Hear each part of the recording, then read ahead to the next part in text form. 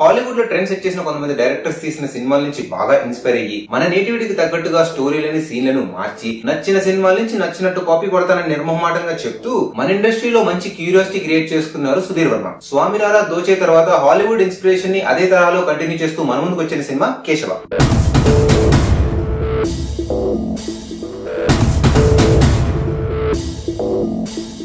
Quentin Tarantino తీసిన Kill Bill సినిమాకున్న caption Revenge is a dish that is best served cold.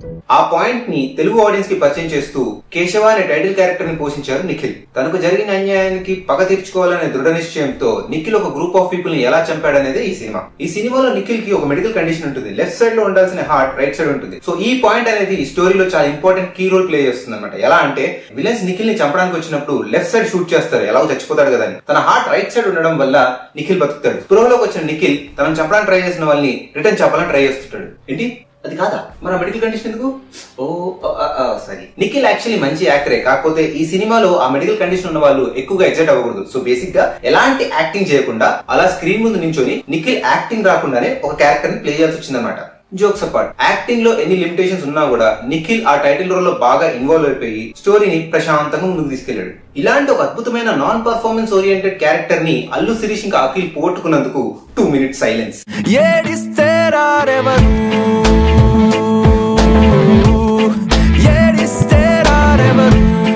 Heroine గా act చేసిన రితు వర్మ ఈ సినిమాలో చాలా కీలకమైన పాత్రను పోషించారు. మన రొటీన్ తెలుగు సినిమాల్లో ఉన్నట్టుగా హీరోకి ఒక లవ్ ఇంట్రెస్ట్ ఉండాలి కాబట్టి హీరోయిన్ ఉండాలి అన్నట్టు కాకుండా, నిర్ణయం సినిమాలో మురళీ మోహన్ కి అమల ఏదైతే సపోర్ట్ చేస్తుందో ఈ సినిమాలో నిఖిల్ కి రితు వర్మ అలాంటి సపోర్ట్ ఇస్తుంది అనమాట.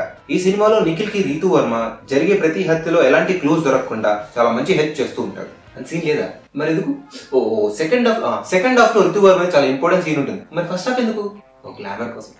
అది కూడా కదా, మరి ఎందుకు?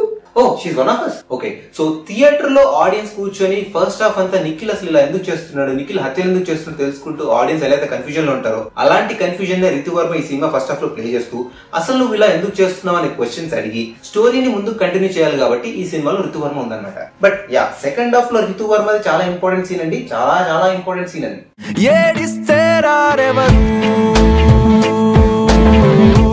ఈ సినిమాలో కొంతమంది క్యారెక్టర్ ఆర్టిస్ట్ కొన్ని మంచి రోల్స్ ని ప్లే చేశారు, కాకపోతే వాళ్ళ గురించి మెన్షన్ చేస్తే స్టోరీ స్పాయిల్ అయిపోతుంది. సో వాళ్ళ గురించి ఇలాంటి రివ్యూస్ మీడియాలో చదవడం కన్నా డైరెక్ట్ గా వాళ్ళని స్క్రీన్ మీద చూస్తే ఆ సర్ప్రైజ్ ఎలిమెంటే వేరు. వాళ్ళకున్న పరిధిలో వాళ్ళు ఇచ్చిన పర్ఫార్మెన్స్ చాలా బాగుంటుంది. ఈ సినిమాలో నిఖిల్ ఫ్రెండ్ గా ఒక మంచి పాత్రను పోషించారు.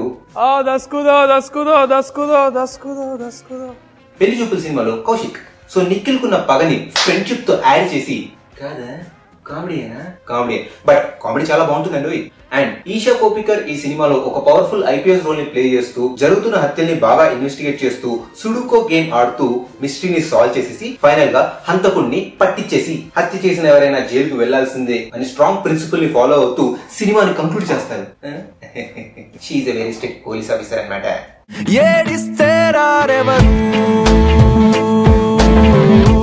12 ఏళ్ల పగని తనలోనే దాచుకుని అదను చూసుకుని ఒక్కొక్క క్యారెక్టర్ ని చంపుతుంటాడు ఈ సినిమాలో కేశవ అనే క్యారెక్టర్. కేశవ ఎవరు, వాళ్ళందరినీ ఎందుకు చంపుతున్నాడు, అసలు తనకు జరిగిన అన్యాయం ఏంటి అనేదే ఈ సినిమా స్టోరీ.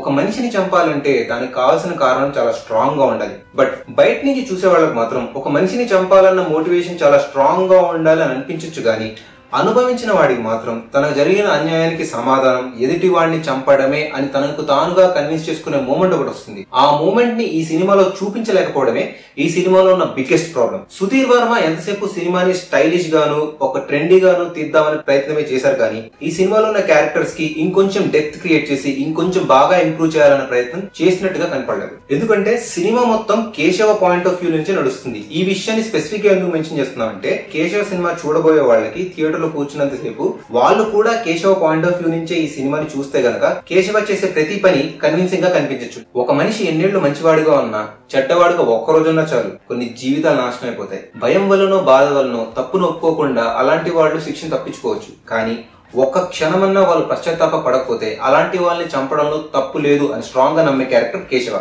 అన్ఫార్చునేట్లీ ఇలాంటి కొన్ని క్రిటికల్ పాయింట్స్ ని సినిమాలో ఎక్కడా డిస్కస్ చేయలేదు. అందుకే ఈ సినిమాలో ఉన్న క్యారెక్టర్స్ వాటికి ఉన్న మోటివేషన్స్ చాలా వీక్ గా అనిపిస్తాయి.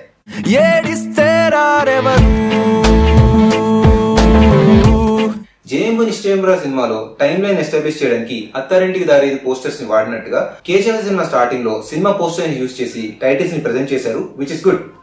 ఈ సినిమా ఫస్ట్ హాఫ్ లో వెన్నెల కిషోర్ చేసిన కామెడీ చాలా ఫ్రెష్ గా ఉంటుంది. చూసిన ప్రతి ఫారెన్ సినిమా నుంచి బాగా ఇన్స్పైర్ అయ్యారు కాబట్టి ఈ సినిమాలో ప్రెజెంటేషన్ తెలుగు ఆడియన్స్ కి చూడడానికి చాలా ఫ్రెష్ గా ఉంటుంది. ఒక రొటీన్ తెలుగు బ్లాక్ బస్టర్ సినిమాని చూసి విసిగెత్తిన జనాలకి 5 పాటలు, హీరోయిన్ తో రొమాన్స్, 4 ఫైట్లు, ఒక ఐటమ్ సాంగ్, ఓ స్టాండర్డ్ కమెడియన్ తో కామెడీ, ఇవన్నీ లేనప్పుడు ఎంత హాయిగా ఉంటుందో, at the same time story, content, మంచి మంచి ఇంపార్టెంట్ క్యారెక్టర్స్ ఉంటే అంతే రిఫ్రెషింగ్ గా ఉంటుంది. అన్ఫార్చునేట్లీ కంటెంట్ స్ట్రాంగ్ గానే ఉన్నా దాన్ని కరెక్ట్ గా ప్రెజెంట్ చేయలేకపోవడం ఈ సినిమాలో ఉన్న biggest negative point.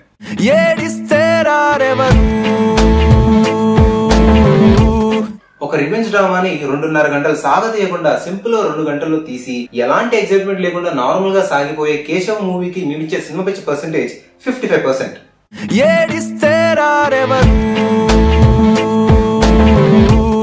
And final గా మేము చెప్పేది ఏంటంటే, ఫారెన్ సినిమాలు చూసి ఇన్స్పైర్ అయ్యే సుధీర్ వర్మ వాళ్ళ ప్రెజెంటేషన్ స్కిల్సే కాదు, అప్పుడప్పుడు వాళ్ళ స్టోరీని, వాళ్ళ క్యారెక్టర్స్ కూడా స్టడీ చేయండి. హూ నోస్, కంటెంట్ ఉన్న సినిమాలకి లాంగ్వేజ్ తో సంబంధం లేదు కదా. కేశవ్ సినిమా చూసిన తర్వాత అదే తరహాలో ఇంకొంచెం మంచి ఎమోషనల్ రివెంజ్ డ్రామాని చూడాలనుకునే వాళ్ళు ఈసన్ అని ఒక తమిళ మూవీ వచ్చింది లాంగ్ ఎగో. ఆ సినిమాని తెలుగులో డబ్ చేసి యూట్యూబ్ లో పెట్టారు. ఇంట్రెస్ట్ ఉన్న వాళ్ళు కింద డిస్క్రిప్షన్ లో లింక్ పేస్ట్ చేసాం, చూసి ఎంజాయ్ చేయండి. ఆ సినిమాలో ఉన్న one of the best points ఏంటంటే, ఎందుకు చంపుతున్నాడు, ఏం జరిగింది అనే సస్పెన్సే కాదు, సినిమా సగానికి వచ్చేంత వరకు ఎవరు చంపుతున్నారో కూడా తెలియదు అనమాట.